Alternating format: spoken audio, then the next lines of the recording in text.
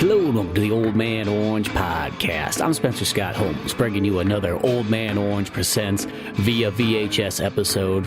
One of them from the rarities vault that we have from back in the day that just never got put out. So come join us for another fun-filled retro movie review. Let's jump on in. So welcome to another episode of the Via VHS Retro Movie Podcast. Tonight we're going back in time. And it's kind of weird because we're going back to the 90s, but we're also going back to the 70s. And it might be confusing, but everything's going to be all right.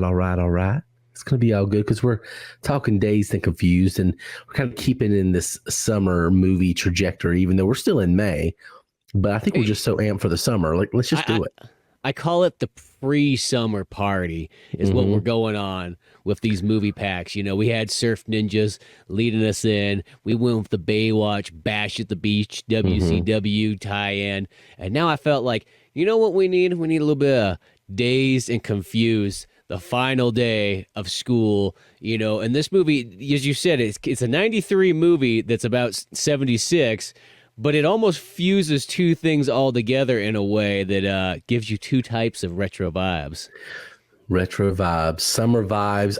I'll tell you about, how about the Summer Foreplay Film Fest? Yeah. Yeah, you know, because you're getting in there, but you're not there yet. Yeah. You're not there yet. You're working up to summer. Yeah, we're not there. But yeah, it had been forever since I watched this movie. It'd been a really, really long time. I got this fun-filled. That's so bright over that side. I got this fun-filled Dazed and Confused double pack that I bought back in the day at Best Buy with Fast Times at Ridgemount High. And it's kind of cool because it's like one of those ones where like it opens up and you get like an inside part of it. And then if for anybody wants to see what the Fast Times at Ridgemount High one. But yeah, I remember getting this one. I was like, oh, I have to get this because these movies right here were like in 7th and 8th grade. It just felt like these are such big movies that I got. And then like everybody that came over to my house, I would share it with them. And I literally assumed that this was what high school life was going to be like. I so set myself up totally wrong because nothing was going to be like that in the 2000s. No, nothing was like that in 2000s. Well, it kind of was because we were, it wasn't as fun, but it was kind of like that because we were just looking back at the stuff our parents listened to, at least for me. Yeah, I did the same thing too. Yeah. I was just like listening to like Bob Seger going into school. I wasn't listening to anything, you know, that was out at the time. No, had my cassette player, you know, in 2000s. Yeah, I did too. I had one. I rocked one pretty late too. Yeah, I rocked one. You know, it's funny you bring up Fast Times because these movies are kind of linked, even though they're not. But they're kind of in that same, that same vein where it's more of just like a coming of age movie because people try to lump this into like a stoner thing, and there's a lot of that going on. But it's, to me, Half Baked is a stoner comedy. This is like more of just there happens to be stoners in it. Yeah, you know, and people enjoying the reefer. But yeah. Well, this is kind of it is more of an art movie too, in a sense. Yeah. You know, and I think that's kind of like it can appeal to both.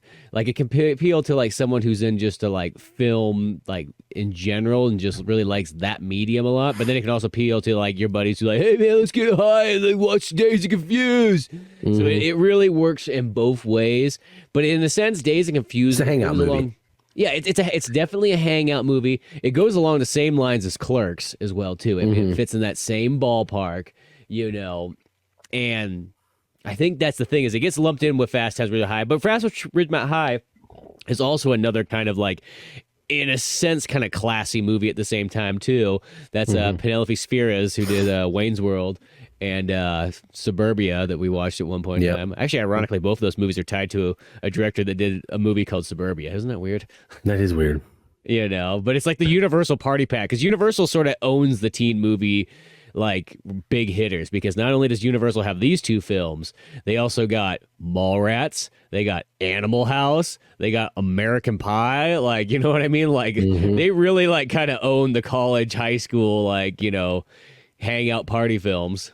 Yeah, that's 100% true. And this is definitely one of the best ones ever. I mean, it's the movie I kept thinking about when I was watching it is a movie that's come out years later. It was just a few years old now. Is Once Upon a Time in Hollywood. Yeah. Because it's like, I mean, Once Upon a Time in Hollywood has a little bit more of a direction to it because all leading to a moment, which you could say this one is, but it really doesn't feel like that's the point of the movie at all. Mm-hmm. But when Once Upon a Time was great, was when it was just transporting you back to a certain place in time. And I did not like that movie the first time I watched it. I was like, this is my least favorite Tarantino movie. And it's since become probably top 2 or 3 for me. I love Once Upon a Time in Hollywood.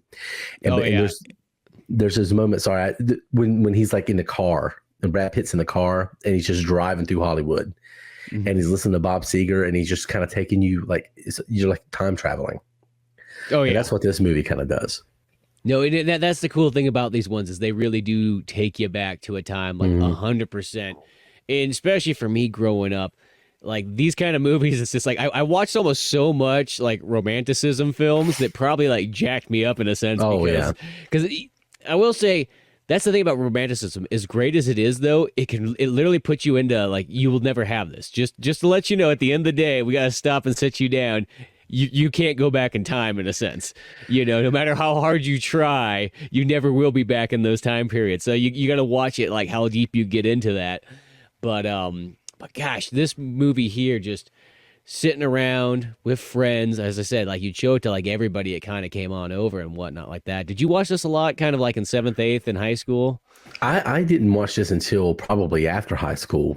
I didn't get this in high school at all. I just, eventually, I think I watched it finally because I've been wanting to for years, and I bought the DVD at one point.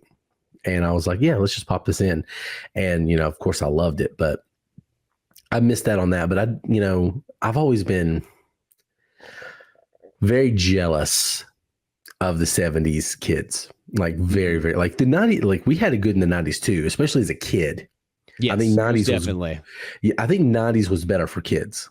I agree 100% because as a kid in the 70s, there is a lot of like loss that can kind of be had there in certain ways too. No, 90s by far was, you couldn't actually almost ask for a better time period as a kid, I agree. As a high schooler though, the 70s, it's just, there's something about that aesthetic. There's something about that. It feels like Americana peaked. That's when Americana peaked, because once you get into the 80s, I don't mean this in a negative way. You start bringing in a lot of, foreign electronics, foreign cars, you know what I mean? You're starting to get a little bit more of a worldly vibe, and you're bringing in like more, I know you have like British music in the 60s and 70s, but you're starting to bring like other stuff in. And it doesn't feel as much of Americana, but 70s has that like that feel to it. Well, what's the other real movie that Dazed and Confused really actually feels a lot like just 20 years later or so is American Graffiti. Because it's really it's the exact same type of movie as American Graffiti, except for not everybody, like not like half the characters die at the very end in the last 2 seconds, but like when it explains to you, man, we had such a great time, and then it pops up the things like died in Vietnam, died in a car crash. And it's like, Jesus, what's going on here? Thanks, George. Yeah, George just put the downer ending all of a sudden in like less than like 15 seconds. He found a way to get you. He pitched that sequel too, where he kills everybody off. He probably did, and he's like, no, George, we're not going to do it.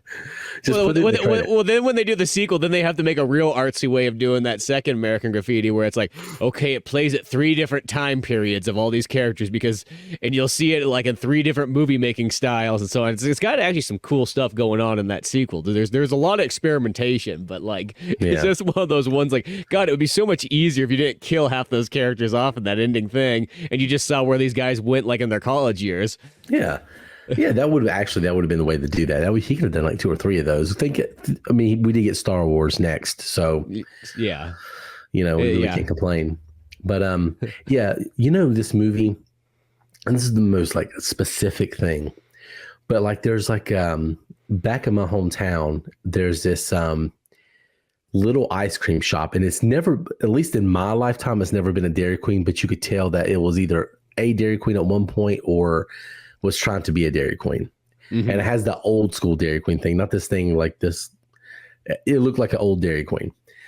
And you pull up to it, and it's got like these poles that are kind of like holding up these supports where there's picnic tables under it. And the picnic tables have rusty nails in it, and the paint's peeling off the poles. And that's always that place, that spot.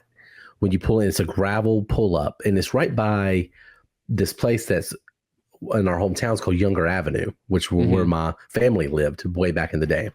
Yeah. And they had a big old farm out there. And so it's like right there by that. But when you pull up to it, it feels like you transport back. And I'm like, man, this would have been the hangout back in the 70s when everybody was pulling up, just like you have in this movie, that diner. That was the place that they were hanging out back then. And it has that transformative feel. And it's just, I don't know, man. There's something about that aesthetic, that 70s, Americana, that's just so badass. I love it. And of course, the music, Yeah, this movie, might have one of the best, whatever you want to call it, not like a soundtrack, but I mean, it is a soundtrack, but like of actual bands, like one of the best like lineups of bands in a movie, possibly. Like that was the thing, and almost like the soundtrack itself, I think there was like all those bands I love. There's all fantastic music the entire way through here, and just so much going on. And one thing I have to say, because you're talking about like the hangout type stuff, is that when I was watching this movie again, I just was like, boy, because even farther in the future watching this film, you go, there's probably nothing like that nowadays for someone to go out and go do. Like the idea of going out and hanging out, like if you were in high school nowadays, you would have none of this. Because even like, there was a place that when I was growing up, it was called Mount Zion, which was kind of ironic because it was a church that would allow the kids to pretty much put on concerts there, which they were just punk rock concerts and, death metal, heavy metal shows and so on. And the metal and the punk didn't necessarily fuse so well at that time period. It was, one or the other. Since I was kind of in the rock and roll thing, since I liked all the 70s stuff and I would wear like Rolling Stones and Aerosmith and all that kind of stuff, I could kind of like intermingle between anything. Like it kind of like, that's the upside of that, because it's like, oh man, this guy's different, he can kind of mix. But it was just always kind of funny because it's like they did that thing where they set up, well, we're gonna have concerts here and everything like that, and here's the thing, we're putting a safe environment so the kids can be here, and just maybe they might just catch a whiff of Jesus and want to come on over and so on. But instead there's like kids selling drugs in the parking lot and drinking beers, and yeah, like I don't think it was working out in their favor. No. And there's bands up there with like upside down crosses, and like, screw the government and all that kind of stuff. So it's like, well, this is a weird intermix of stuff. But that was the closest thing to like a hangout spot that kind of existed, because it was weird as it sounds, like almost in the 2000s, I wouldn't have thought of it being kind of like this. But in hindsight, I think about it, I'm like, oh no, I guess we had probably maybe the most tail end of what would have been kind of like driving around with your buddies, cruising in cars, and going to different hangout spots and concerts and things like that, and kind of, going through the night on a Friday and Saturday night. Yeah, it just doesn't, it always feels like you see people hanging out now, it feels like loitering. And it wasn't like that back then. They were just trying to find a place to not be at home, And here in the South, it's, for most of my life, and it still happens today. If I go to Walmart at night, there's kids in their giant trucks jacked up. They're at the Walmart, and they all congregate there, and then they go to Cookout, because Cookout's open like 2 or 3 o'clock in the morning. And let me tell you something, Cookout, real quick, that is the closest you can get to going to a 70s place to eat. Uh-huh. First of all, the menu's huge. Everything's good, but you get like a Cookout tray. It's like $6, and they give you a hamburger, a corn dog, and fries. Jesus. Or you get like a barbecue sandwich. The milkshake slap. It's amazing. Oh, and that's where people kind of hang out, but it's kind of a smaller parking lot everywhere you go. Yeah. And, but yeah, it's just, that part of, social media has kind of replaced that, but it was already going out before social media. It was just, I don't know if it's just too many people. I think that's part of it too. People don't really put that in there. I think there's just too many damn people now. That might be a factor too. Because that's the thing is, you watch this, this movie takes place in Austin, Texas, but I feel like as somebody not from that area, I would have never guessed. When I hear the word Austin, Texas, I picture like a full-on metropolis, but that's only because that town's only recently grown up in the last 20 years. Back in like the 70s, I think it was just like, here's a town of 30,000 people, maybe, that even. And so it has a very small town vibe, still. Yeah, that's how the places I grew up was like that. Raleigh and Charlotte weren't shit. You know, when I was a little kid, like, you know, they made a joke when Charlotte got the Charlotte Hornets. They said the only franchise y'all are going to get that has golden arches. And so it was like, you know, it's now they're huge and now they're getting every sports team and everything like that. And it's just massive. But even I was driving around, I was thinking about this movie today, and I was driving around my little town where I'm from. And I was thinking, I wonder what was around here when this movie was out. And as I drove around, it was not much. I feel like most of the stuff in my little town where I live right now, I would say about 50% of it wasn't around when I moved to Raleigh, and that was in 2013. Yeah, it's because all the fun hangout stuff just sort of has disappeared as time goes on. I mean, I even think about where I was at, like, if even just in the late 80s and so on like that, and the small town of Schweinhardt, it used to be kind of happening in a sense where it had literally, there was go-karts there was big arcades all over the place, you know, mini golf. The mini golf's actually still there, but there was a handful of all kinds of fun stuff that you could kind of do and hang out with, you know. And then, you know, in another town down the road, they had a nice bowling alley and all kinds of stuff like that. And just all that stuff's generally so few and far between, and most of it doesn't exist anymore, to the point where it's like even that Mount Zion concert place I was telling you about. I mean, I literally went to college, and when I came back, I'm like, well, maybe we should go drive over to see what's going on at Mount Zion. Drive there on like a Friday night. I'm like, that's probably where everybody's going to be hanging out at. And there's like not a soul or whatever. And I'm like, it doesn't look the same. And there's all of a sudden, there's this ginormous statue of like a cowboy riding, you know, a horse and everything like that. And it just says the Cowboy Church. And then all I could picture was like that scene from like The Patriot, where like, it's like, burn the church, Captain. And what they did is they had a punk rock concert, and they locked them all inside. And when they were all at the Cowboy Church, shut it, locked it, burned the place down, because I never saw a single one of those punk rockers ever again in that town. they all disappeared in like 1 year. Yeah, the Cowboy Church took them all out. Well, they don't want to hear about Jesus. That is such a wild idea. That was such an interesting take. Like, hey, let's get these kids to Jesus by doing death metal bands. It's like, hey, you know who else hated authority? Jesus. Yeah. It's like there's an episode of King of the Hill where I always just think about where like Bobby gets involved in like that like youth pastor who's just very like almost like POD kind of era of music, and all about extreme sports and concert. Yeah. I have this really good ability, especially here, to somebody will walk in to a restaurant or somewhere, and I'll be like, oh, that's a youth pastor. 100%. 100%. And like, I'm usually right. I'm like, yeah, that's a youth pastor. You could sense it from a distance. Yeah. He's like, he's trying too hard. Well, speaking of Dazed and Confused, now the other major thing going on in here, which is also like the American Graffiti thing, is the cars. This movie is definitely a car movie too. This movie's a car movie. It's a music movie. It is a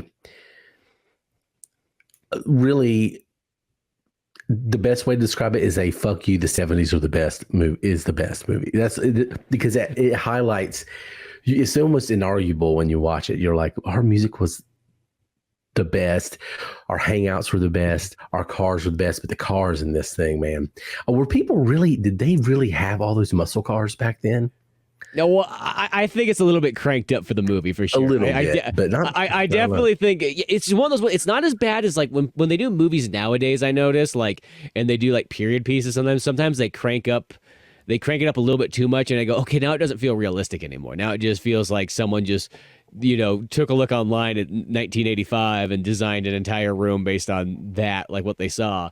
Yeah. Where like, this still feels natural. It still feels natural. The car seems a little bit, but I know this is still the time period where people still would put their money in cars. Because I think by the time like the 80s and 90s start rolling around, your money starts getting thinned out a bit because you're spending it on all kinds of different variable things. I remember growing up, I always wanted stuff like this. I remember one time seeing a 1975 GTO, and I was like, $5,000, man. I think I could almost get it. That's not too shabby. But now I think about like $5,000. Oh my God, well, that seems like nothing. But, you know, $5,000 back then was like $15,000 nowadays.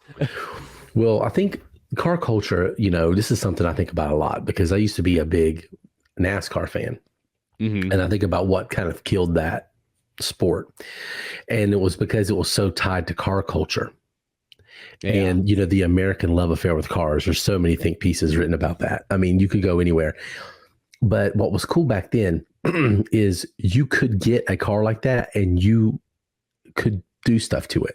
Like they say these millennials can't work on cars, and you're right, because they have all this electronic shit. Like I need to go get a certain, like I have to go hook it up to a machine that I can't afford to figure out what's wrong with certain things or to fix certain things. But back then, like, man, you could get one of these cars, and the way the economy was, you could maybe afford one of them, and then you could fix it up and make it look nice yourself, Yeah. Well, a perfect example is in this movie, there's the sort of jock. I'm trying to blank on his name, but the guy with the red hair, he's got the baseball cap on. Yeah. He drives that pickup, the Chevy one. Well, I have a 72 Chevy that's pretty darn similar looking to that one there. And when you open up the hood in that thing, it's like they give you space you could practically jump inside there, sit down wherever you like, and work on whatever piece you want. You don't have to take out 3 parts just to get to the one you need to get to. Yeah, like in a sense, they stopped making cars, like almost in a sense, fun to work on. I think that's what kind of killed it for me. It's like when you look at old cars, you're like, yeah, this looks like this would be great. I could see why you get into it. But then you get to like cars from like the 90s on up, and you're like, why would I even want to work on this? This is just a nightmare. Yeah. No, it was definitely fun to watch, to get into, and it's not like that anymore. And that was I think a big thing with this movie is that was a big part of American culture. Mm-hmm. That's kind of gone. And a lot of it's economic. A lot of it is, all kinds of other factors. But yeah, man, even there was one truck early in the movie that is literally a truck that my Uncle Jody has right now. He's my grandpa's truck, but it was blue. It was a blue Chevy, but this one was like 65, 66. It's early in the movie. But I was like, oh my God, there's that truck, but man, there's the GTO, the Trans Am. The white Trans Am was my favorite with the blue. Yeah, it's a great one. That one's nice.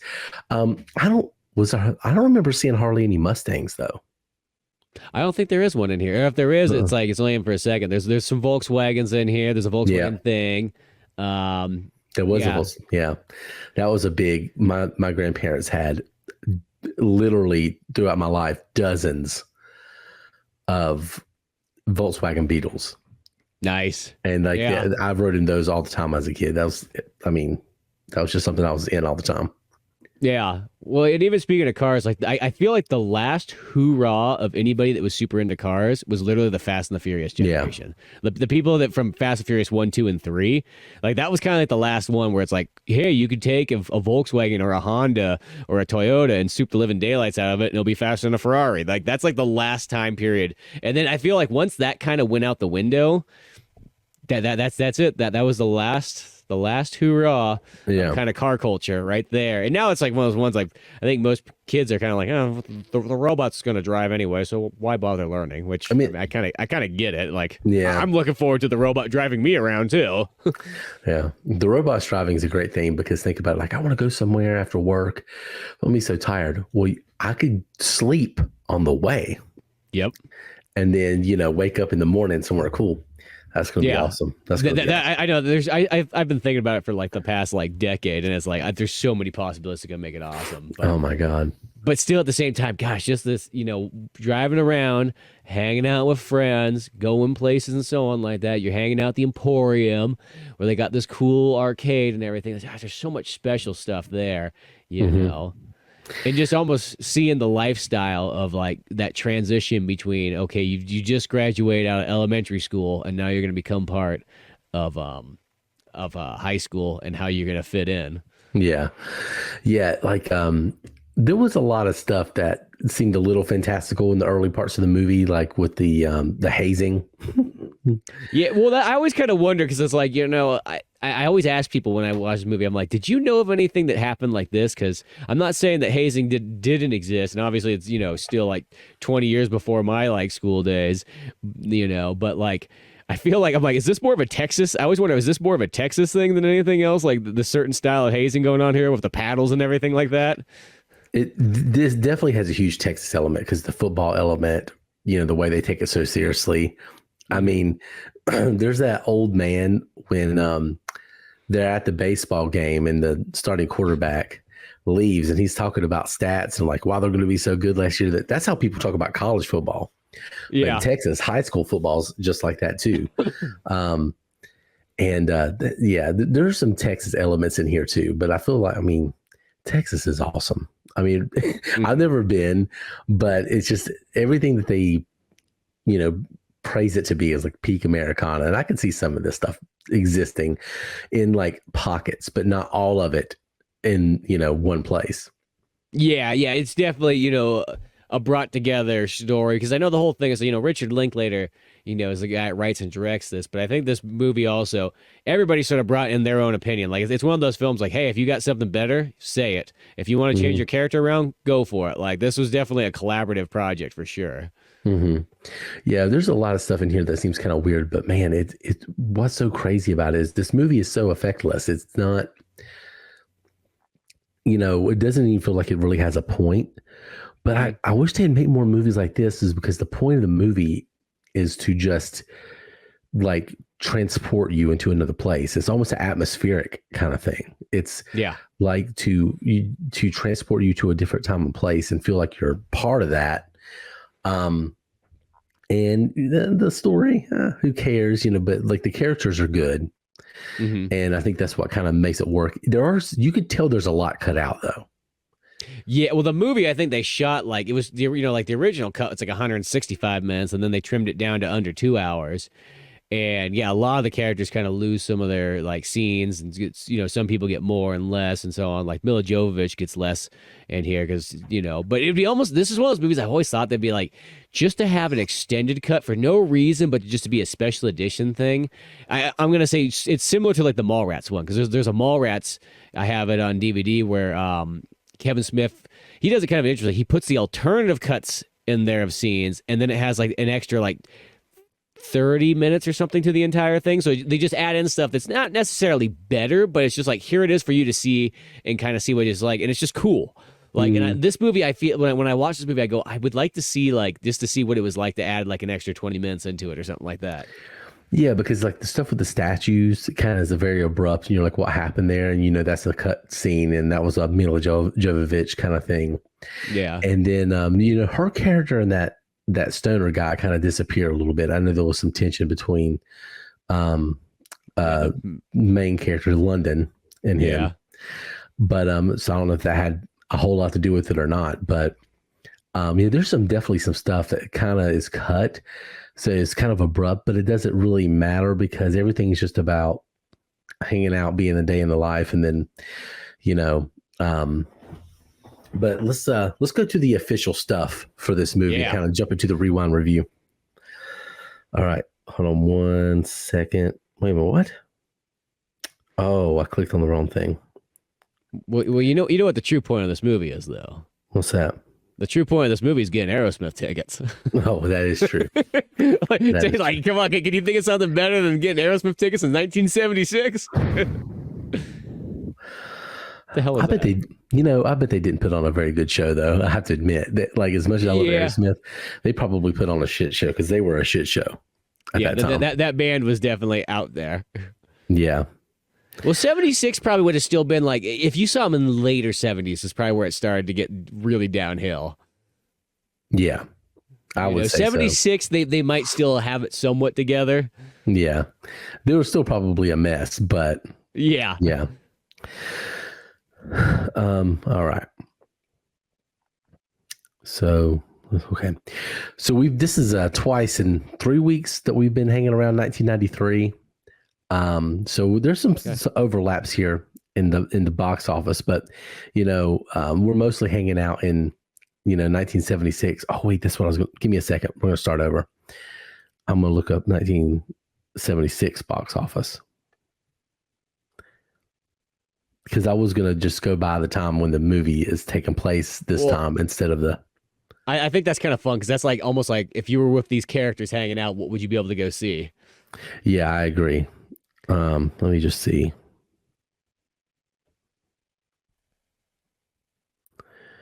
There we go. So this was May. Yeah, I could double. Let's see. Into school. Yeah. I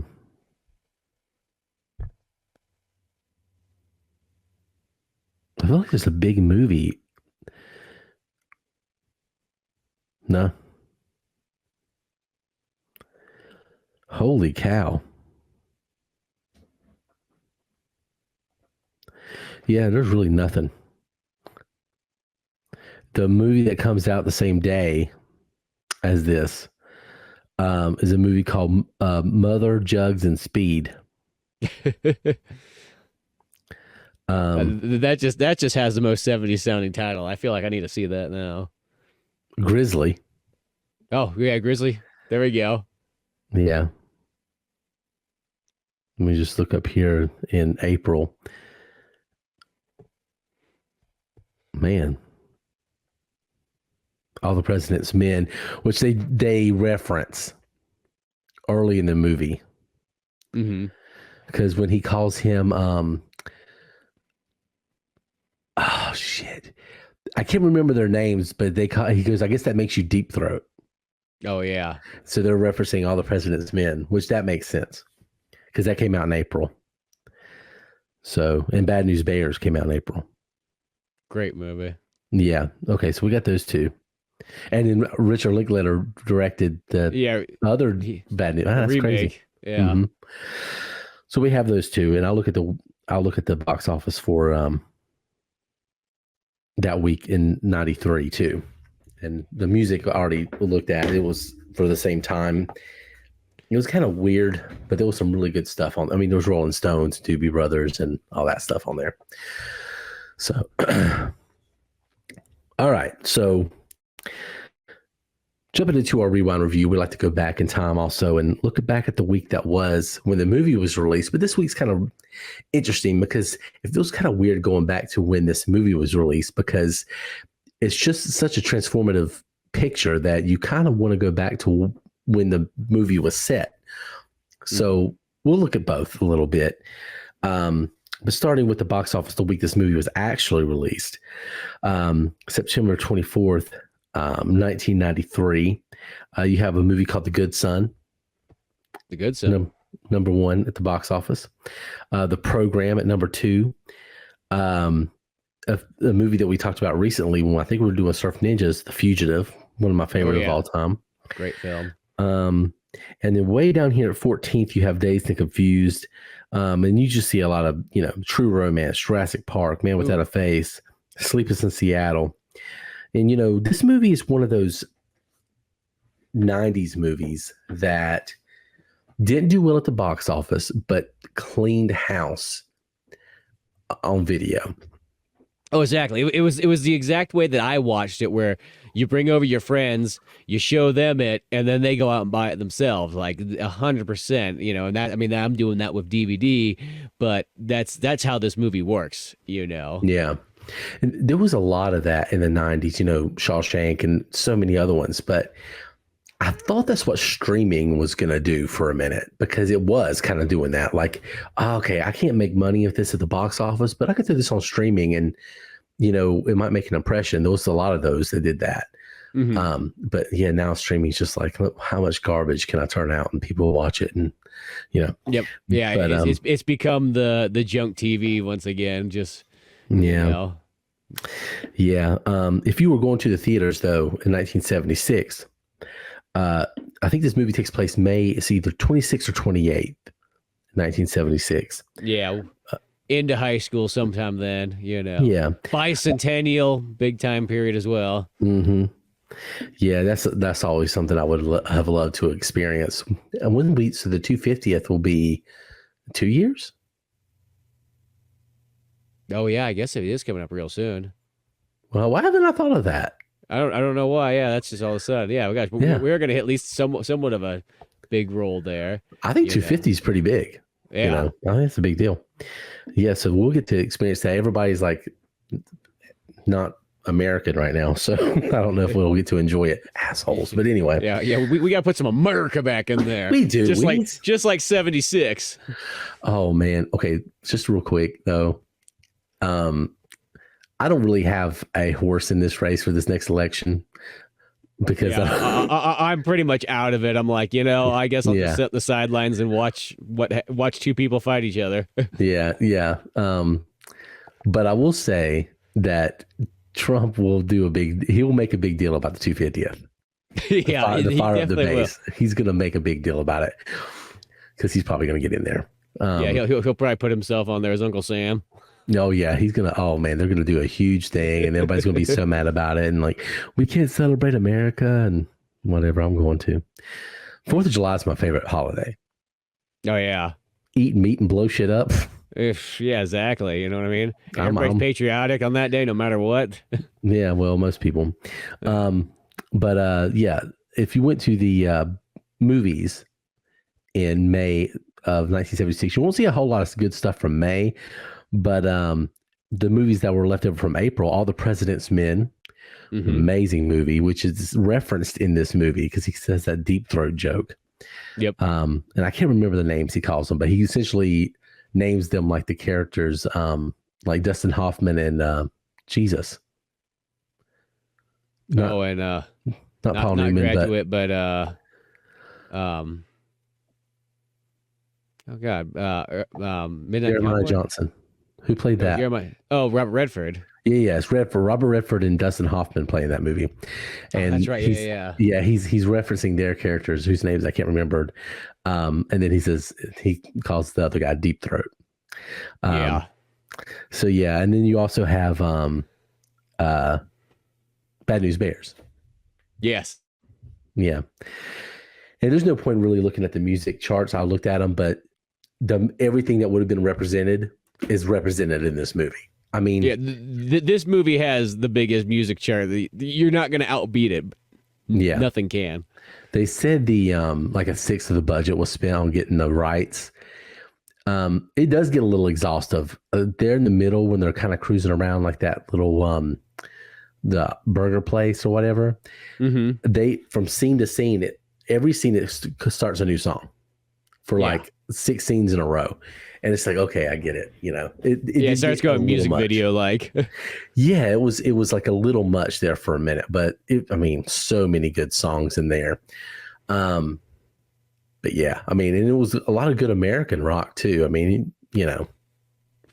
Yeah, no, there's so much good stuff. You know, everything from like Ted Nugent to Foghat to Aerosmith, you know what I mean? There's just to War. Yeah, there's all kinds of stuff going on in this movie. Of course, opens with Sweet Emotion. Yeah. Which is perfect. You know, because it's just a good intro to that song in general. So why wouldn't it make a good intro to a movie? Yeah. So yeah, I mean, the music in this is incredible, but the cast, sorry, I lost my phone for a second. The cast in this, so you have some big names. A lot of them don't play big parts. They're just kind of like, you know, they tried out for a bigger part, they didn't get it, and then they, you know, got something else. And then you have Matthew McConaughey, who just kind of, you know, haphazardly, just kind of whimsically bounced into this movie and became like, you know, one of the biggest movie stars of our generation. Yeah. And he just, you know, kind of auditioned. He was going to film school to, you know, direct movies. And just kind of like, all right. I'll do this, you know.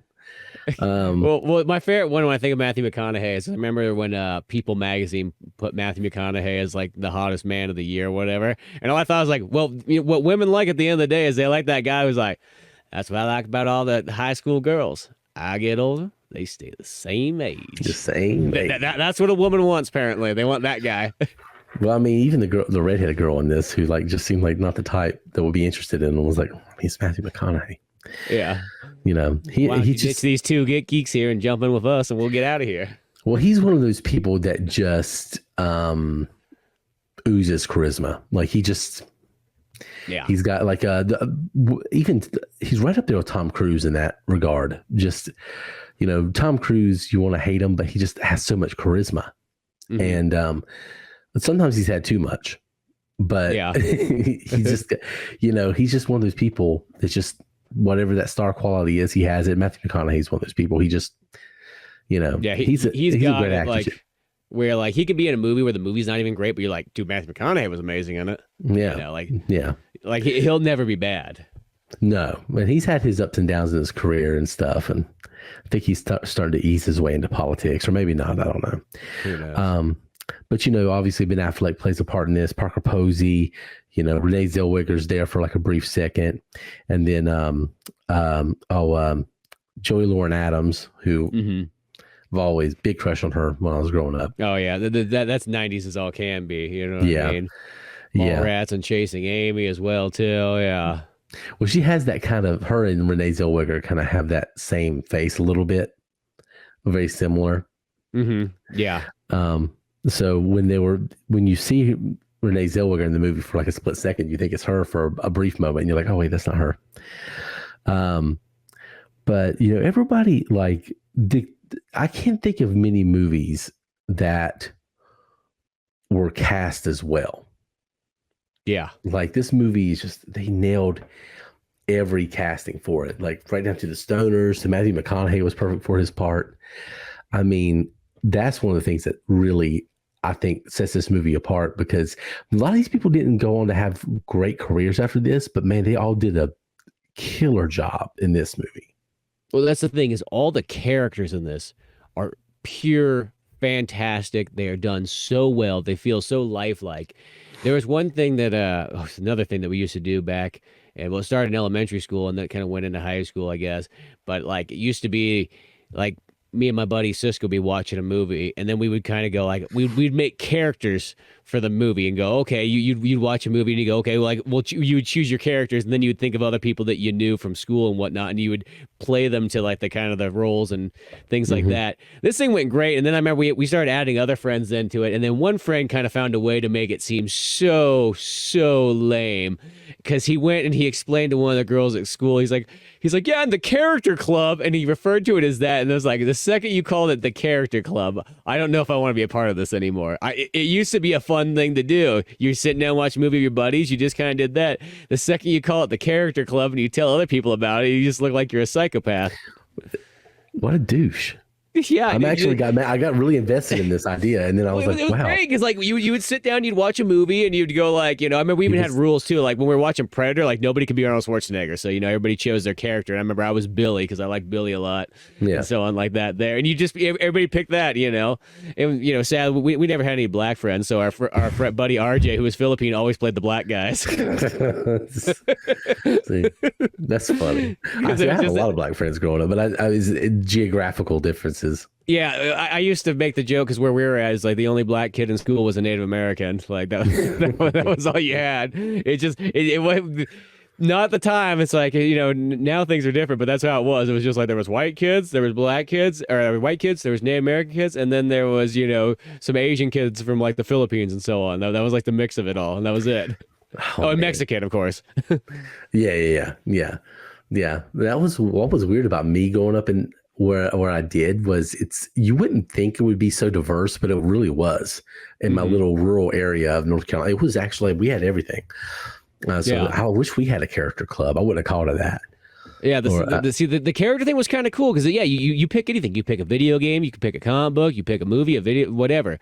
And you just assign, you know, in a sense, yourself as a character. Like, who do you kind of feel like the most? Who do you kind of see? You know, of course, people would get pissed off when someone says, "Hey, you kind of remind me of like this character here." I'm not like that. That's not me at all. You know, you get one of those moments.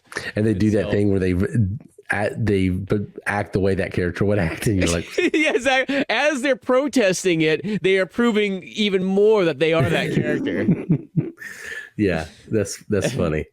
Oh, yeah, man. I would see some serious violence kind of happen from when one person would tell another person what their character was. Sometimes it didn't always go down well.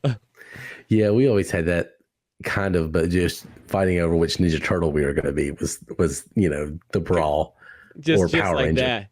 Yeah, because I remember even in this movie here, like my character was Pink right in there, like. And so I'm like, yep, I'll be that guy. That sounds fine. As I get older, I feel like, man, I wish it was just Matthew McConaughey. That would be the way to go. Like, gosh, I don't want to say I was Ben Affleck, but I might have been. I would totally nowadays. I would totally be Ben Affleck as well too. I'm like, that's how I feel. It's like I like those kind of characters. Well, I mean, I definitely didn't have the penchant for like unprovoked violence that he had. But you know, I don't know. I think I probably would have been the Jewish kid. Looking back at it, but I was a little bit I was a mix between those two characters, actually. Yeah, commenting on it, just like literally the commenters on like the entire school system. Yeah. I was the misanthrope, but slash, also a little bit of Ben Affleck's character. That I mean, I definitely wouldn't have. My problem is he waited and waited and waited to get into that fight, and unfortunately for me, the way my temper is, I probably would have fought as soon as that happened. Yeah, just went right for it and so on. Gosh. Yeah. Oh man. Real quick, this is actually relevant. This reminds me of a story real quick when I just did not like. I had my friends in high school. I was in acting. I played football, and I got into a fight playing football, and then I didn't like the coaches, and I just stopped playing. Except for one coach who was really, really good, and then so I didn't like a lot of guys on the football team, and then got into acting, and I did really well with that, and I did went to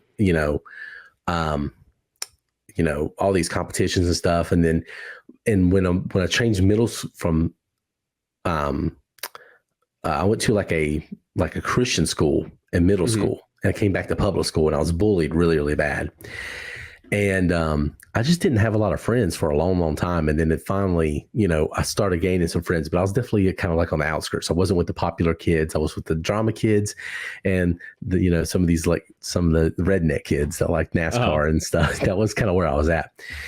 And one time, so my wife, she's from California, but when she moved out here, she met a lot of my friends or a lot of people that went to my school. And that's how we end up meeting each other. And she invited me one night. She goes, "We're going to this place." It was called the Rusty Rudder. It's just this little bar on the lake. And she's like, "When you go out there tonight?" I was like, "I really don't like those kind of things. I just don't want to go." She goes, "I need you to go out there."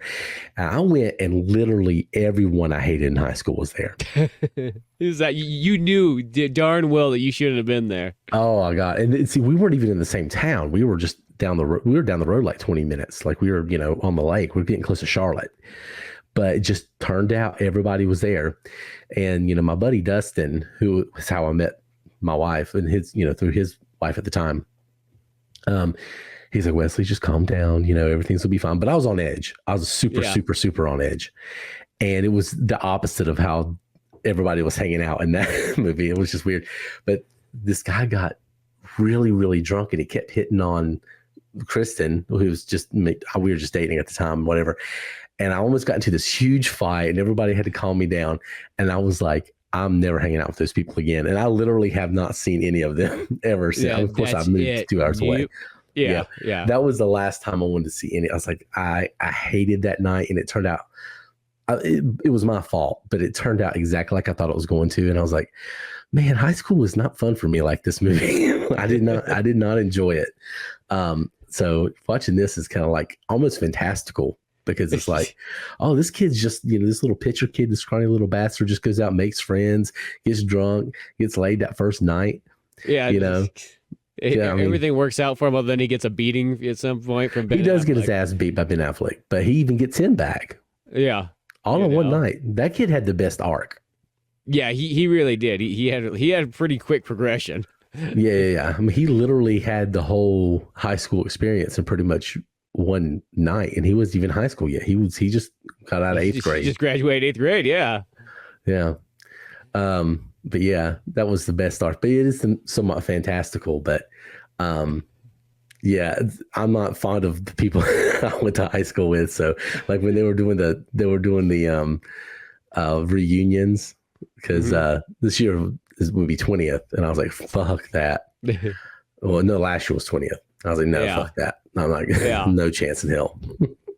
The upside is I generally got along with pretty much everybody myself. Just kind of, we had the group that was all like the mixed match of like, it was of like metal kids, rock and roll, filmmakers, and video games, all like in one oddball bunch that stayed in the dead center, and caused, I guess, terrorism to the school somehow, some way, just through antics. But yeah. Speaking of antics, though, now you know how like they got the scene where they drive around smashing the mailboxes in the car or anything like that? Yeah. Did you ever know people that did that or do anything of similar nature? Not destruction of property, but doing some really dumb shit. Yes. Yeah. Yeah. Were you involved with those? Well, we got into a phase where we would drag shit, is what we would do. So we would like we first we found just an old hood off of a truck and we drug it down the road and just watched it like spark as it went, and then at some point it would snap off and go flying into someone's yard, and then you'd keep going. And then we found it like an old cast iron stove that was someone chucked over the side of the mountain, and so we drug it up with an ATV and then decided to take that thing dragging behind the road. Let that go off. That thing sparked like nobody's business. Once again, flew off into someone's, like, I almost want to say it was the same guy's like yard. The same guy probably would wake up every day and go like, poor bastard. What the hell is this out here? You know? So we would just find weird things like that to like, to more entertain ourselves. My God, yeah, I didn't do any of that, but the big thing with like my buddy Keith, who was probably my best friend like in high school. He always had a cool car. Mm-hmm. We'd go do donuts and, make tire marks, and they would all go out. They had their certain roads that they would go out, because there's a lot of country roads where I'm at. Yeah. And like, okay, let's see who laid down tracks. And they'd look at them like, oh, I'm going to beat that one. And they would burn rubber and make a better track. And then they would be like, hey, they'd call them up like, hey, did you leave that track on so-and-so road? Well, I outdid you. You got to go do something about it. And that's what they would do. But nothing, I'm sure there was some destruction of property going on, but not on my end. Now, my brother, mm-hmm. He did a Viking funeral one time to a teddy bear that this girl gave him and broke his heart. So he put on a raft and sent out to the pond and lit an arrow. Shoot arrows out to it on fire? He shot arrows out on fire, but it went over the pond into this big old field of like really tall grass, and he caused a huge fucking fire. Oh man, that's awesome. Yeah. So he's like, so they had this teddy bear. Let's do a Viking funeral. I'm like, Josh, you're such a dumbass. Oh my God. And then he got almost arrested. But he almost had the FBI looking at it to him for being the leader of a gang. Oh, geez. Because he had a gang called Dorkfish at school. It was just a joke. And they all put DF on their MySpace. I wasn't even about to ask what it stood for. I was like, I don't even want to. And one of the kids was going to tag one of the buildings in the town. And my brother left. You can see the video footage. Like, he's like, oh God, I don't want anything to do with this. And he left. But it was DF. And so they have like the whole police department, and they've got other state agencies looking into it. We have a rapidly expanding gang here in Statesville. And they're like making this big thing about it. And I imagine with the yarn and the tax and stuff. And they're like, yeah, we got this DF situation going on. And finally they went to the school. Like, do you know who this person is? They're like, oh, that's Josh. And they said, who's the leader of this gang? I'm like, oh, Josh started this. Mm-hmm. And his name's Bear Claw. That was his name. And so he's listed as a gang leader still as Bear Claw.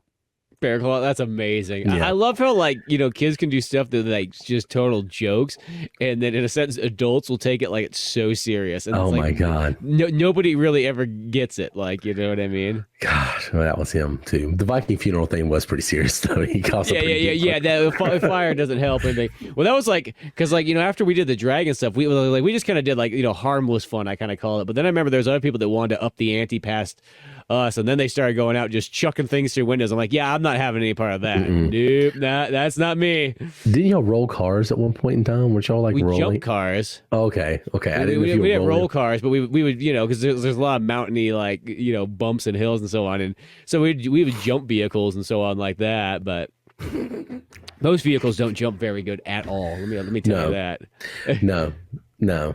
Yeah, everybody I knew had four-wheelers and dirt bikes, and I was terrified of them. I didn't want to. Yeah. I was terrified of being around them, and so many of them have either been killed by it or like lost limbs. Yeah.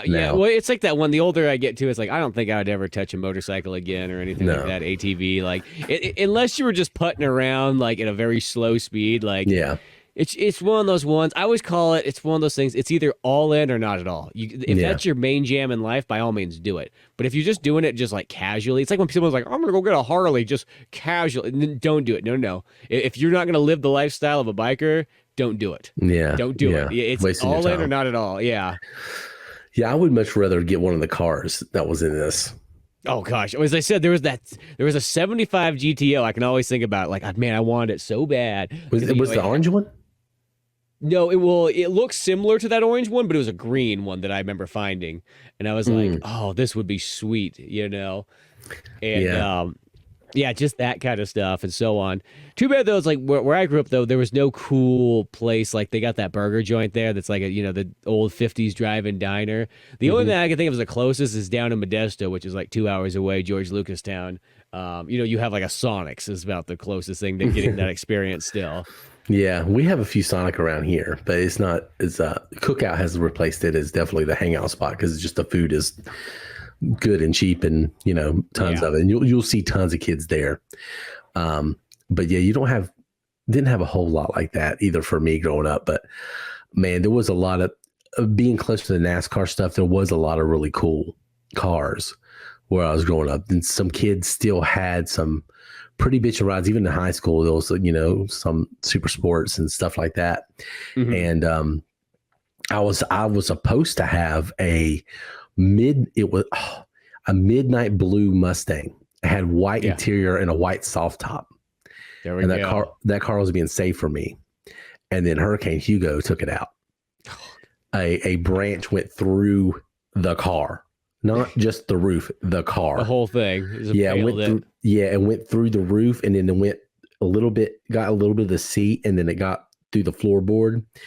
And it was, it could have been fixed, but it was just like, oh God. And so they got rid of it, and that was supposed to be, it had an 8-track player in it. Ooh, that would have been amazing. I would have totally rocked the 8-track player. Oh, I would have left it. Yeah, I would not even have touched that. I would have been going to Goodwill, get 8 tracks all the time if it still works. See, well, that's the thing too, is the people did have neat cars. Most things were 4-wheel drives, but like the county I'm at is the county that has the lowest emissions control for California. So muscle cars and hot rods and stuff like that. Like if you're going to see them in California, this is where like they'll probably start at.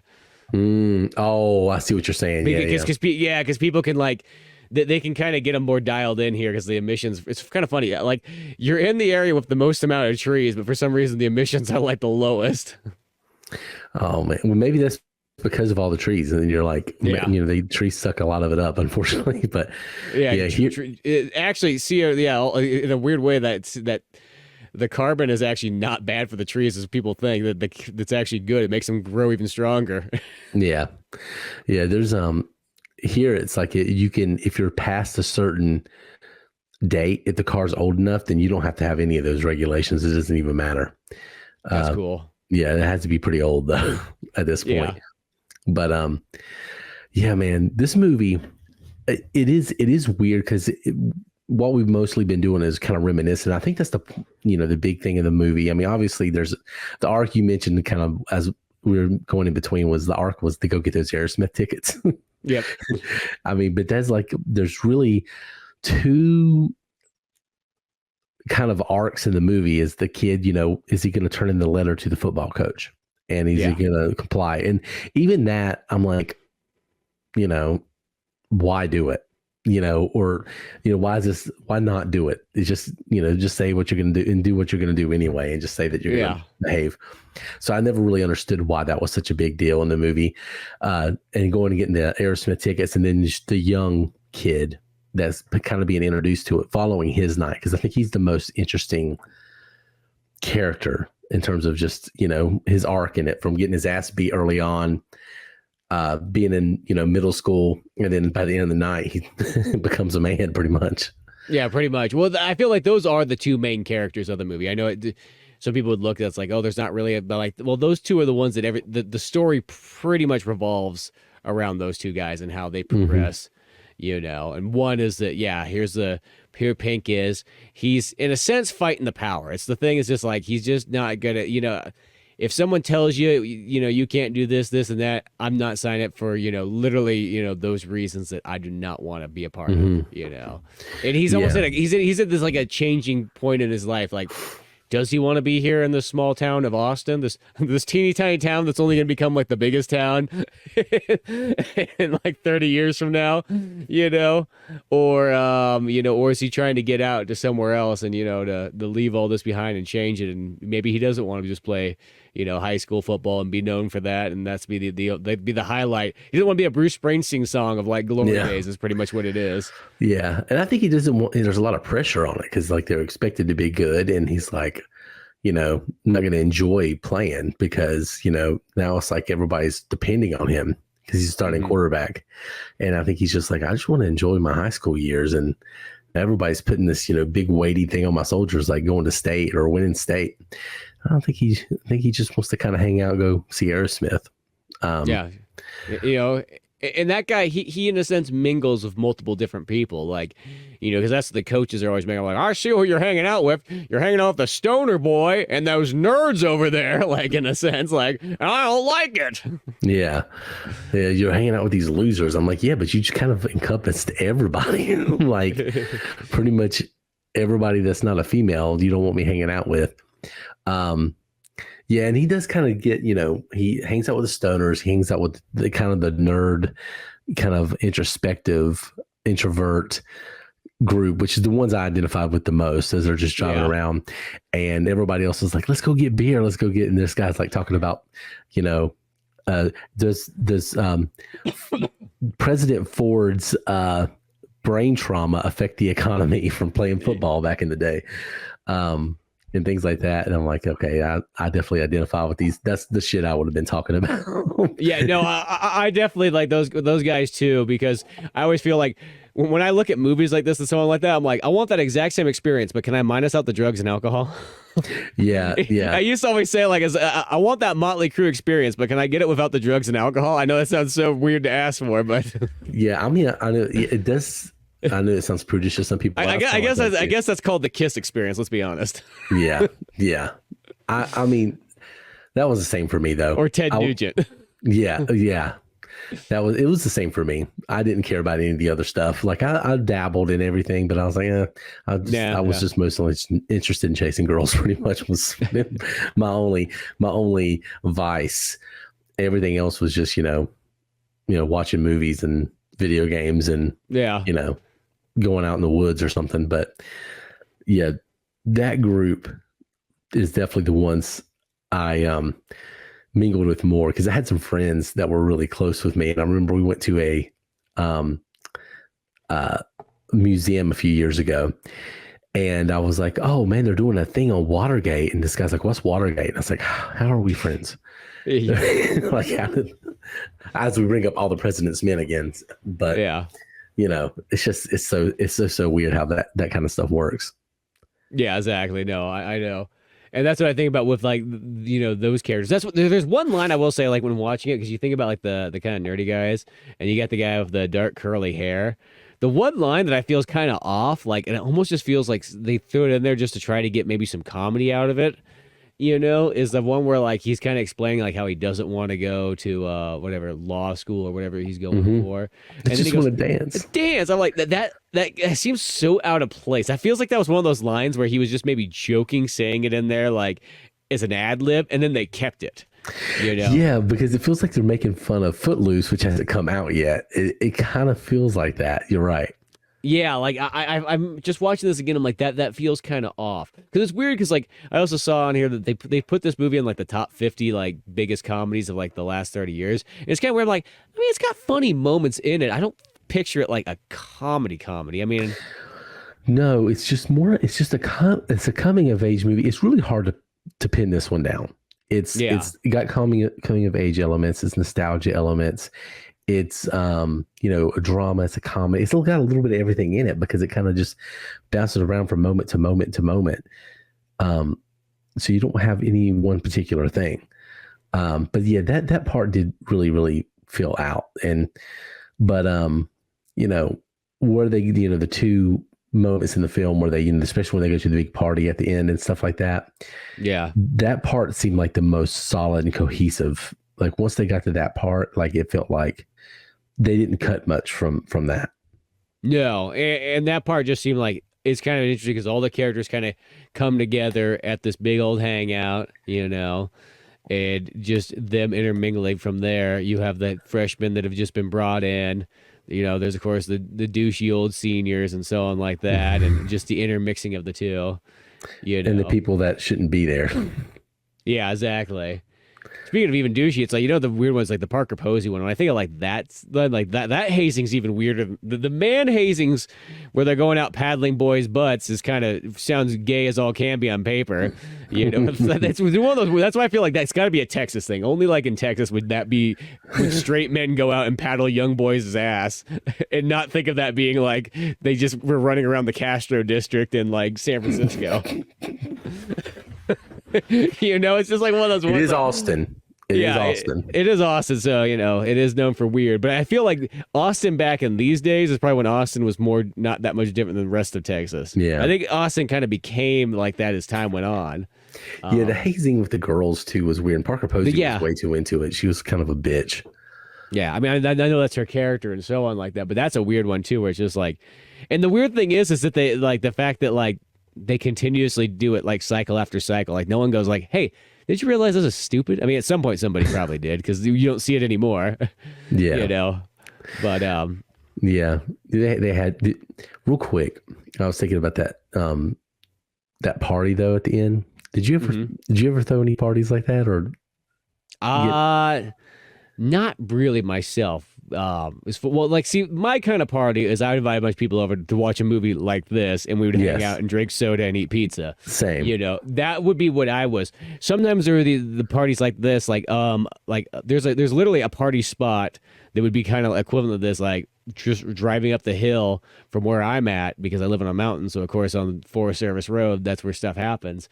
And people go out there and put big bonfires on and, you know, drink beer and hang out. Mostly I always make the joke that it would be more like there's 12 redneck guys standing around and like one token female, and that's about as exciting as it kind of got for them. Yeah. You know, but like, you know, a couple times me and my friend Kyle would just stop by and see what the heck was going on there because you just could. It's on the way. And, you know, but I think as time has gone on, like I noticed that these things have dwindled. Like that's one thing I always notice is like, I don't see you just don't you used to hear like you could hear the party train coming, you know, you would just hear like 10 cars driving up the road at once, you know, and rarely do you hear anything like that. If anything, if I guess the people that would go up there at party would be somebody like in their 30s who wanted to go up there for old time's sake. Yeah. Like nostalgic reasons.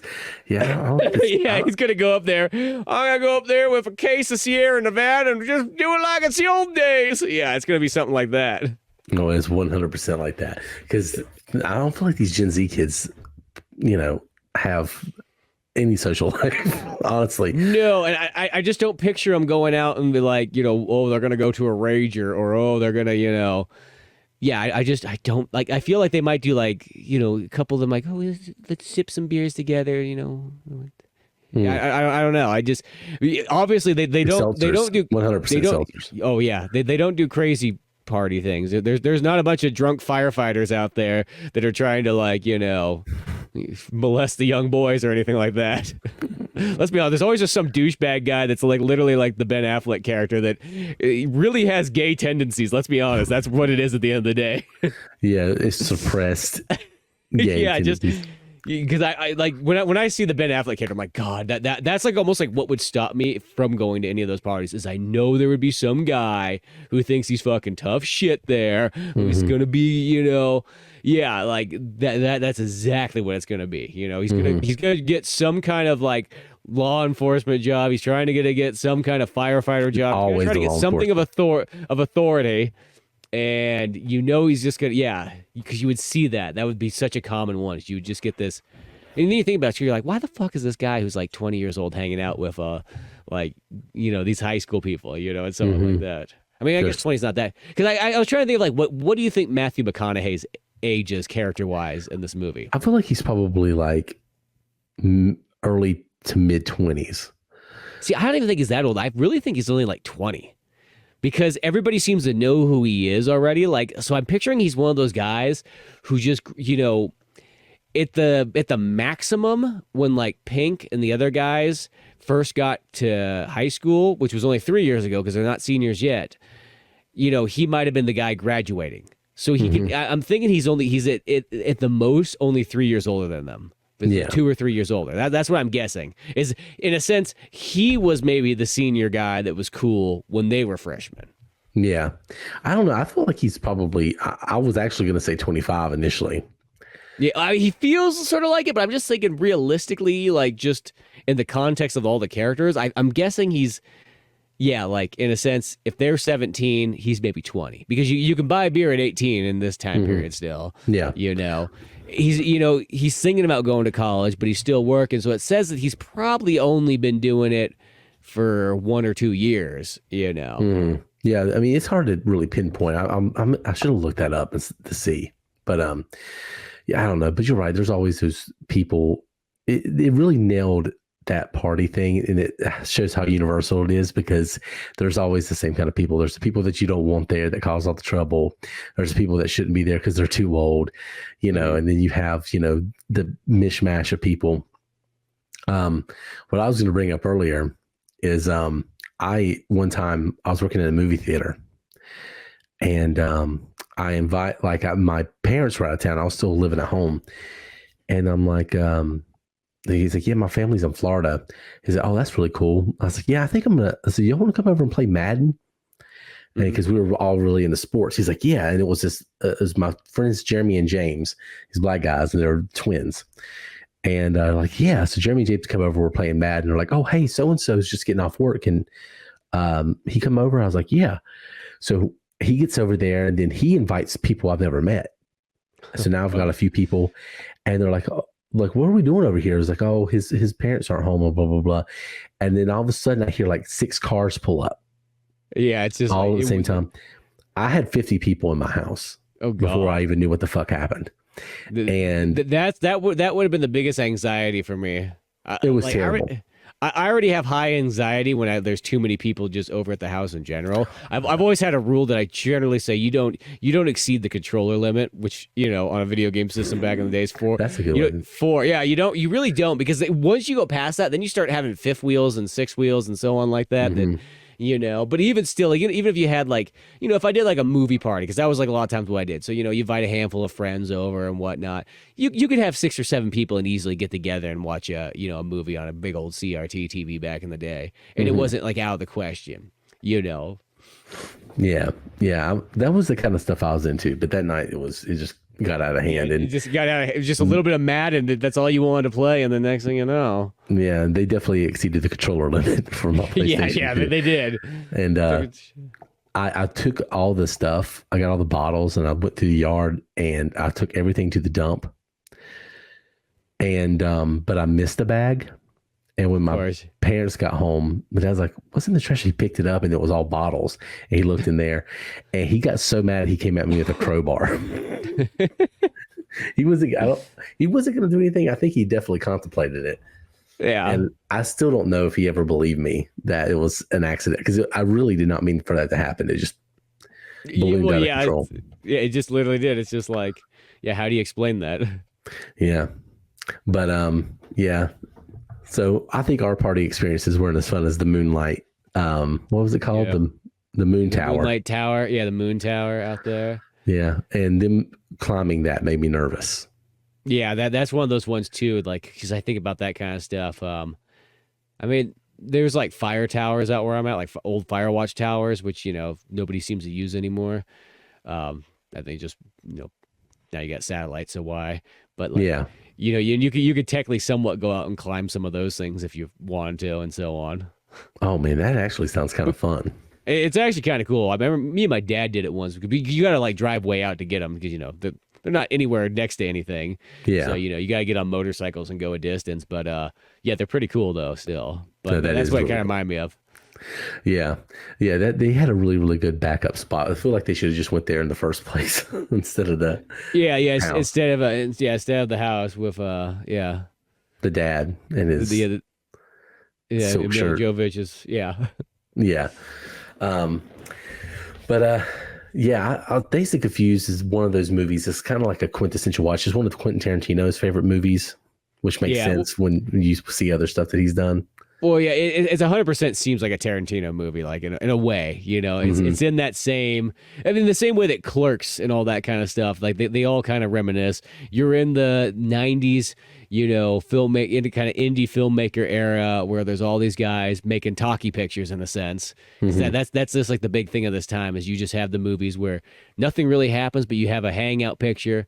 You know, everybody's got cool dialogue that they're using to just Pop talk culture about references. things. Yeah, pop culture references, all that kind of stuff. I mean, it's the way that our podcast just rolled tonight is we turned it into a hangout piece, and it's just like Dazed and Confused just sort of inspired those kind of stories of yore and all that kind of stuff. And I think that's sort of what it is. It's just you're there to see a time capsule, and this movie I think delivers it almost better than like so many other movies I can think of. I mean, there's tons of movies that they do 70s type stuff, but this one's just like, boom, there you get it. Like if you needed one movie to explain to you what the 70s was like, this movie does it. Yeah, I think so too. I think it captured. I mean, you got the cars, the music, you got the whole culture, you got the vibe. Everything is pretty much there. I can't think of another movie, you know, that captures the 70s in that way. And you know, especially going into the later parts of this decade, the actual decade, the movies that you get at that time were starting to get fantastical and different, and you know you're entering into a very interesting time in movie making. So, and those movies don't really capture the 70s; they capture other stuff. So, yeah, it's kind of neat to have a movie from the 90s do it so well, and it's so weird. Think of it. So that was like it wasn't even 20 years before; it was 17 years. And now we're 30 years from this movie. So bizarre. Yeah. It's weird how this movie is funny because it's like, guys, you don't think of this movie being as old as it is, but then it is. And then you add on the 70s part on there and you go, gosh, that's almost 50 years back now. It's so strange to think about. Like, because as I said, when I was growing up as a kid, or when we were growing up as a kid, like the 70s wasn't that long ago. It was just one of those ones where it's just like, oh yeah, that was just right before us. Like it was just that moment. And it's like, oh, now it's just, getting so far away. Well, these kids now would be pushing 70. They're like 68, 67, 68, 66 years old, somewhere. Well, I kind of did the math I was thinking about. I'm like, okay, so this movie's 76. That means mostly all these kids are born in 60. So they're, it's like the total, because I was almost thinking that, I'm like, is this like the in a sense, the generation that it's like day one Gen X? And it's like, no, they're technically the tail end of baby boomers is what this is. It's like, because I think Gen X is 65 and up. So that was so in a sense, almost the freshmen would be proto Gen X. They'd be like day one Gen X kids.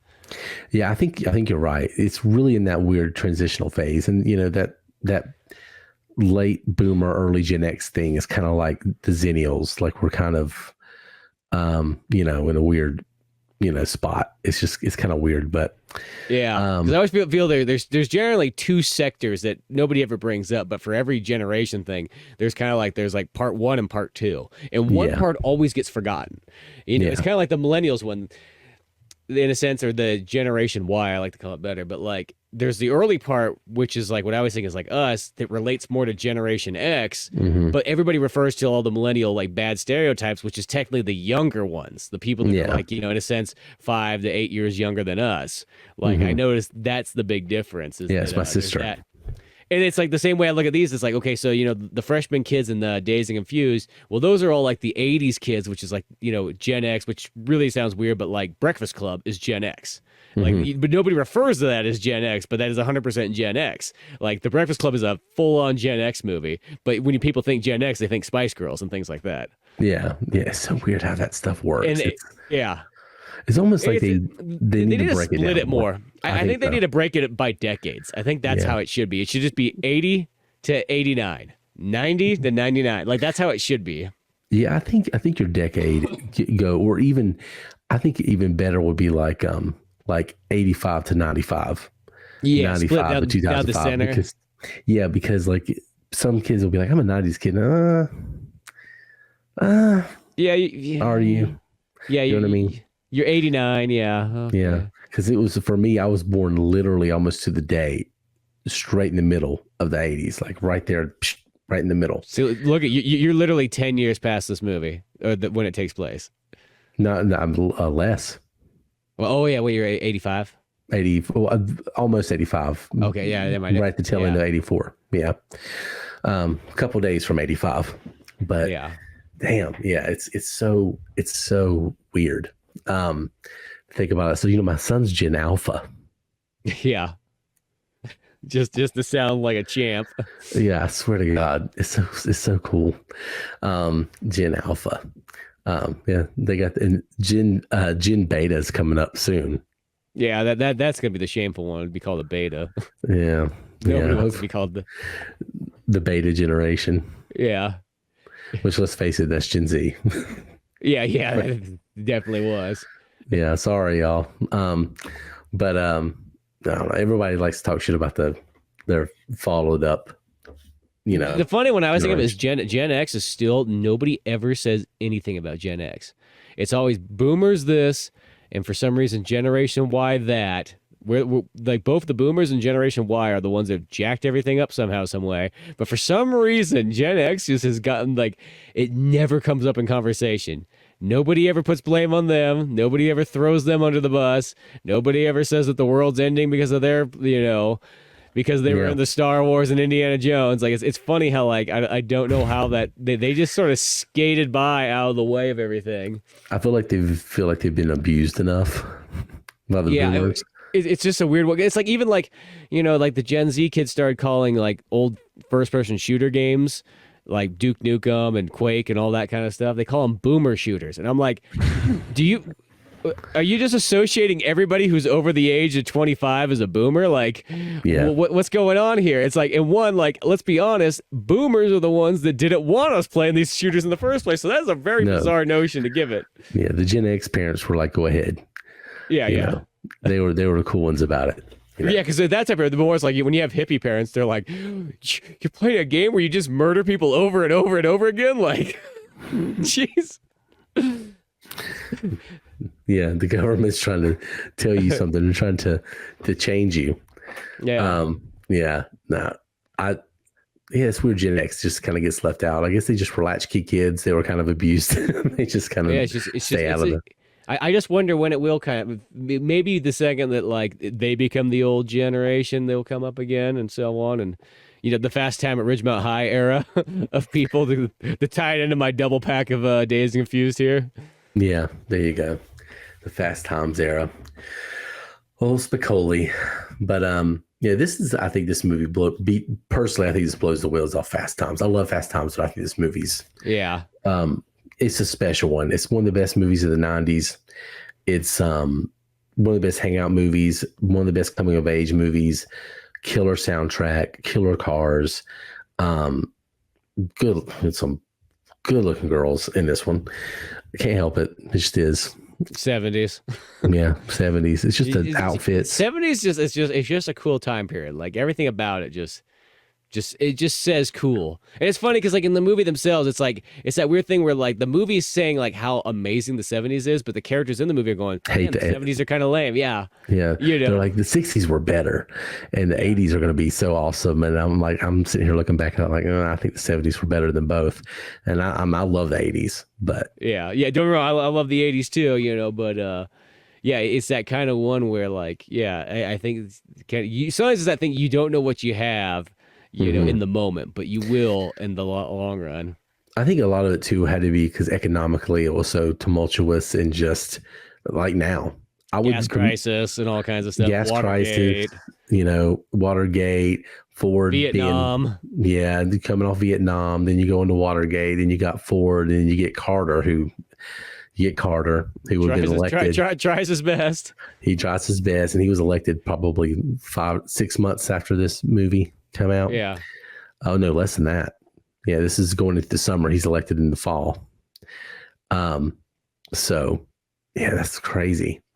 So I think that was a lot of it too. It was a lot of political, just disappointment. And the best comparison would be now. Yeah, no, it's kind of like now, in a sense, or yeah, or you could even say it's like late 2000s with the recession era. Yeah, the late 2000s. Yeah, Because the late 2000s, in a sense, we sort of got into a very time period where I feel like way more screwed. When you think of it in hindsight, you go, man, were we in a time period where we were just screwed? Like when you're kind of at that age, you don't think, I mean, you think about it, but like, it's like, I get this is all I know. But when you think back on it, you're like, dude, we got like so screwed compared to like so many other people. Like when like you just couldn't get a job. People were just not handing out money whatsoever. I mean, I used to always make the joke that somebody literally had to die to get a job opening. That was how it was. They weren't going to quit. They weren't going to retire. They were going to physically die. And then you may have a chance. Yeah. We're going into that right now, trying to move and all that stuff and looking for new places. Like, oh my God, this is, a lot. And this is one of the best places. I live in one of the best places in the world right now to get a job. And it's still crazy. Yeah. I mean, Raleigh's one of the fastest growing places on earth. Yeah, it's like Austin. Yeah. Well, Raleigh and Austin, they consider them, they're always right there beside each other. If you look at like growth over like 10 years, it's like Austin, Raleigh, and then like some town, and it's usually another town in Texas and another town in California. And then, but Raleigh it was Charlotte for so many years, but Charlotte's grown so much now that it's like not as high on the list, but Charlotte's still insane. All of North Carolina is crazy. And that's why I kind of like looking at movies like Days of Thunder and going back, because it captures just a little bit of that on film, just pre-boom. Yep. North Carolina. So it was a country state back when people now say it's not Southern. Yeah, it's lost its southern edge. Probably, it says probably the part of California I'm at's probably more southern almost than some of this stuff anyways. So in some areas, yeah. They'll try to say it's not a southern state. I'm like, we invented a sport based off moonshine. We are the South. like basically. Yeah, exactly. Yeah, like let's not get it twisted. Okay, Randy Travis is from here. Okay. Taking your southern cred away. Yeah, Dale Earnhardt's from here. Yeah. Okay. Come on. Yeah, we're the South. Yeah, let's look back at the Civil War and see where we stood. Unfortunately, on the right side, but we were close though. We were almost on the other side. But anyway, Dazed and Confused. Watch it if you've never seen it before. I rented it on Amazon. It's not streaming anywhere right now, but it usually is somewhere. So it'll be along pretty soon. Yeah, I pulled up my old DVD copy and had a nostalgic experience. I actually have this movie on Laserdisc because I don't have the case for it, but I have the disc. It was inside my Laserdisc player when I got it. What? I don't think I have it on VHS, but I'm at that point in life where sometimes I can't remember what I have certain movies on.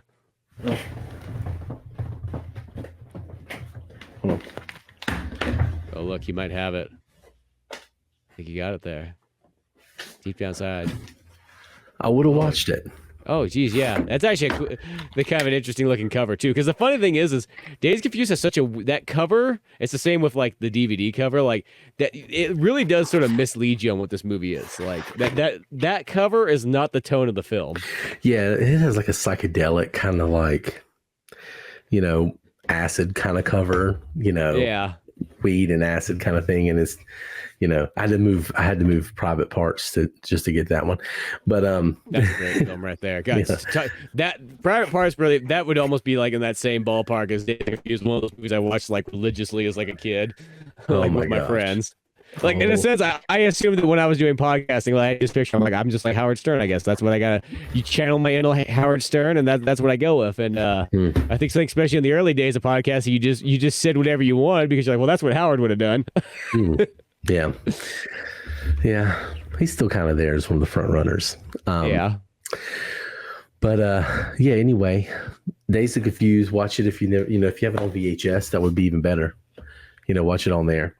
And, let us know what you think. You can always find us on social media. You can go to X and find us there at Via VHS. You go to the TikToks, if it still exists. You can find Via VHS there. And, of course, you could find Spencer and all those places and on oldmanorange.com where you can find Old Man Orange podcast and all like the Pizza Boys, all the stuff you do. Just a Renaissance man.